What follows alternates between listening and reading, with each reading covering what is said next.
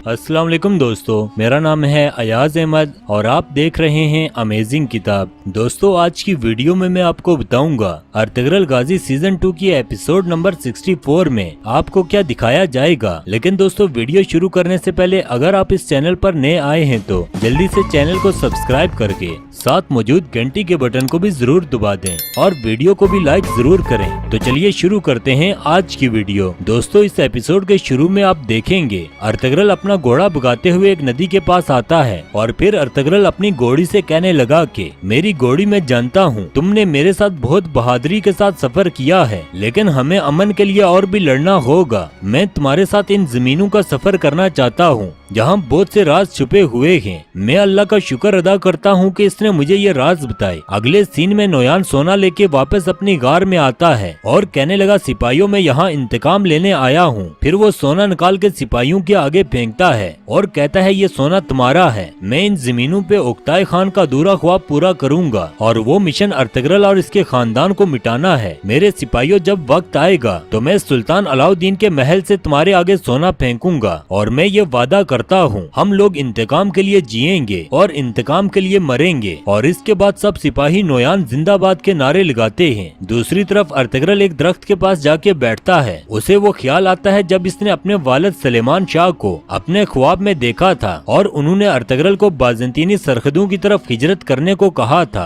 Ertugrul कहने लगा कि बाबा, वो वक्त आ चुका है कि मैं बाज़ंतीनी सरहद की तरफ हिजरत करूं। अर्तुगरुल कहने लगा, ऐ अल्लाह, मुझे शर्मिंदा ना करना, मैं आपके दीन की सरबुलंदी के लिए आखिरी सांस तक लड़ूंगा। अगले सीन में कबीले में बहार की खुशी में खवातीन खाने पका रही होती है। उसी दौरान खाइमा खातून और रोशनी वहाँ आती है। खाइमा खातून औरतों से कहने लगी कि तुम्हें बहार की आमद मुबारक हो, अल्लाह तुम्हारे काम में बरकत दे। रोशनी भी खवातीन को मुबारकबाद देती है। अगले सीन में तुर्गत, जो अपने बाबा की जगह पर काम कर रहा था, वहाँ बामसी और दुआन भी बहार की खुशियों में वो जगह तैयार कर रहे थे। उसी दौरान अर्तुगरुल, समर्थकीन और तबीब आरफ आते हैं। अर्तुगरुल तुर्गत को बहार की मुबारकबाद दे के उसे गले लगाता है और तुर्गत अर्तुगरुल का शुक्रिया अदा करता है कि उन्होंने इसके बाबा की काम करने वाली जगह खोलने की इजाजत दी। इससे दिली दामीर की रूह को राहत मिलेगी। फिर अर्तुगरुल कहने लगा, दिली दामीर की रूह को इस वक्त राहत मिलेगी जब हम बाज़ंतीनी सरहद की तरफ हिजरत करेंगे। अर्तुगरुल कहने लगा, अब वक्त आ चुका है कि हम लोगों को बताएं कि हमारा मकसद क्या है। अर्तुगरुल तुर्गत से कहने लगा कि तुमने सिपाहियों से इनकी राय पूछनी है। तुर्गत कहने लगा, ज्यादातर सिपाही आपके साथ हैं। फिर दुआन कहने लगा, कई कबीले के सिपाही भी आपके साथ जाने के लिए राजी हैं। समर्थकीन कहता है, अर्तुगरुल कबीले के सरदार अमन चाहते हैं। और फिर अर्तुगरुल कहने लगा कि असल जंग अब शुरू हुई है, अगर जरूरी हुआ तो हम नबी पाक सल्लल्लाहु अलैहि वसल्लम के रास्ते पे चलते हुए चंद मुट्ठी भर लोगों के साथ हिजरत करेंगे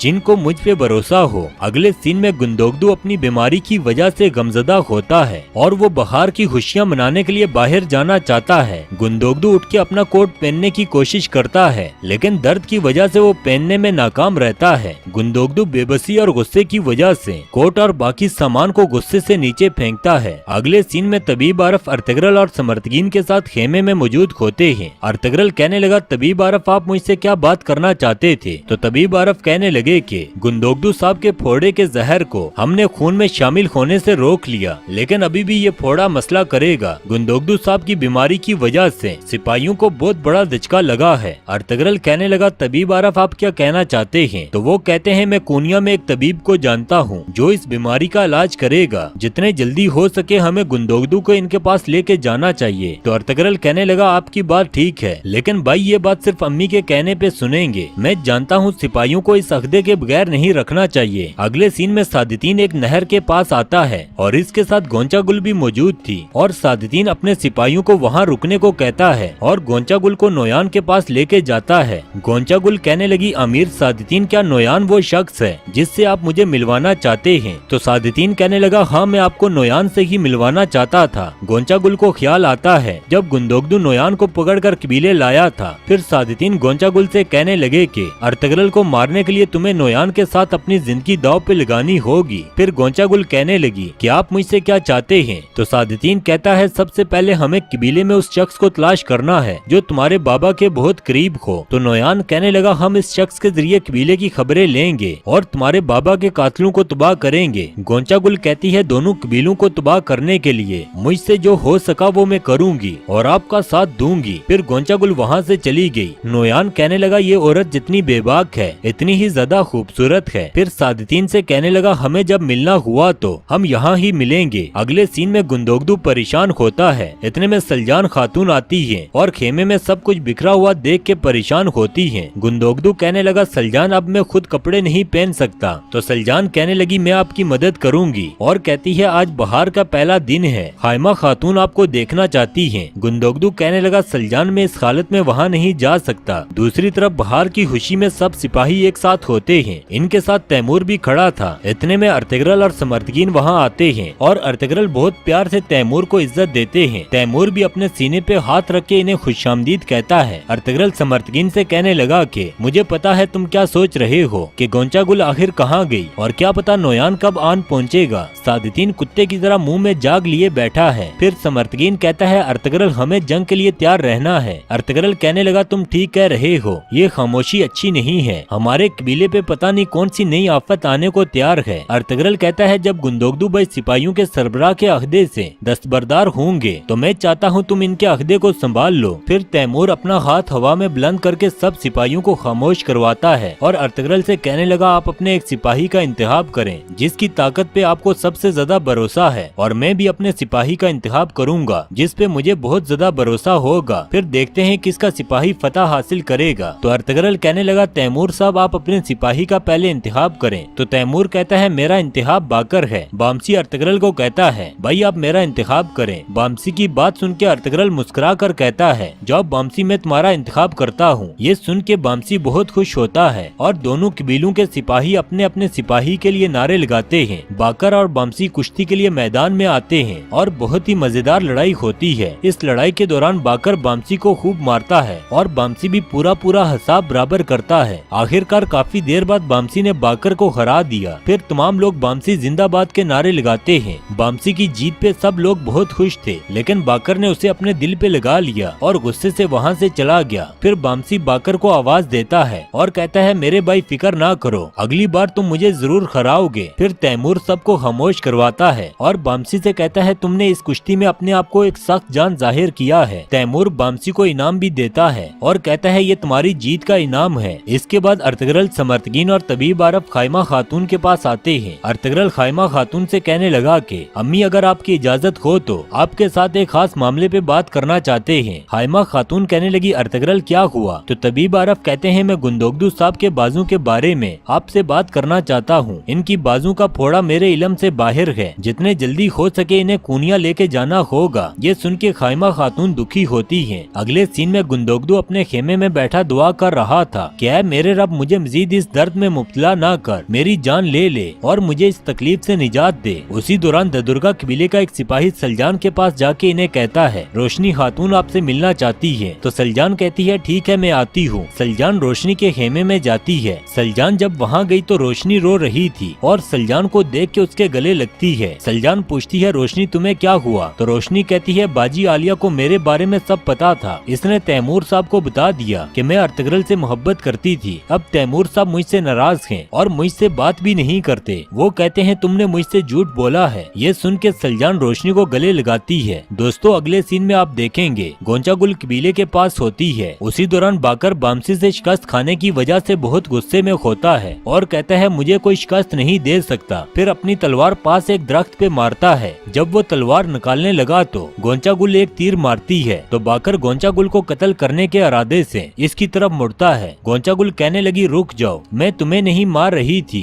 बल्कि सोना देने आई हूँ। फिर गोंचागुल इसके सामने सोना फेंकती है। बाकर कहने लगा गोंचागुल जो मुझे चाहिए वो तुम नहीं दे सकती। गोंचागुल कहने लगी तुम्हें जितना बड़ा अहदा चाहिए एक शख्स देगा जिसे मैं जानती हूँ। अगले सीन में गुंदोगदू खेमे में बैठा होता है। हाइमा खातून आके पूछती है बेटा तुम्हारा क्या हाल है? गुंदोगदू कहने लगा मेरा क्या हाल होगा, मैं अकेले एक तीर भी उठाने के काबिल नहीं रहा हूँ। जैसे इस बीमारी ने मेरे बाबा की जान ली थी मेरी जान भी लेगी। ये सुन के हाइमा खातून बहुत ज्यादा गमजदा होती है और कहती है ऐसा ना कहो। फिर गुंदोगदू कहने लगा तबीब आरफ ने सारा जहर निकाल दिया फिर भी मेरी बाजू ठीक नहीं है। तो हाइमा खातून कहती है तबीब आरफ का कहना है ये फोड़ा अब इनके इल्म से बाहर है, इसीलिए वो चाहते हैं आपका खूनिया जाके इलाज करवाया जाए। बेटा बात सिर्फ तुम्हारी बाजू की नहीं बल्कि इस फर्ज की भी है जो दोनों कबीलों के सरदारों ने तुम्हें सौंप सौंपा है, तुम सिपाहियों की सरबराही छोड़ दो, इसके लिए मैं जिरगा बिठाना चाहती हूँ। गुंदोगदू कहता है अम्मी जान मैं नहीं चाहता कि हमारे सिपाही कमजोर हों, अगर आपकी इजाजत हो तो कल जिरगे में मैं अपना फैसला सुनाना चाहता हूँ। दूसरी तरफ नोयान एक गार में मौजूद था, इसके हाथ में एक कील होती है। नोयान को वो लम्हा याद आने लगा जब इसने अर्तगरल के हाथ में कील मारी थी। अर्तगरल का ख्याल आते ही नोयान को बहुत गुस्सा आता है और वो कील से अपना हाथ जख्मी करता है और अपने हाथ से निकलने वाला खून पीता है। दोस्तों यहाँ ये एपिसोड खत्म होती है। अगर आप अर्तगरल गाजी की मजीद एपिसोड्स के बारे में जानना चाहते हैं तो हमारे चैनल अमेजिंग किताब को सब्सक्राइब करें और साथ मौजूद घंटी के बटन को भी जरूर दबाएं। तो मिलते हैं एक नई वीडियो में, तब तक के लिए अपना ख्याल रखिएगा। शुक्रिया, अल्लाह हाफिज।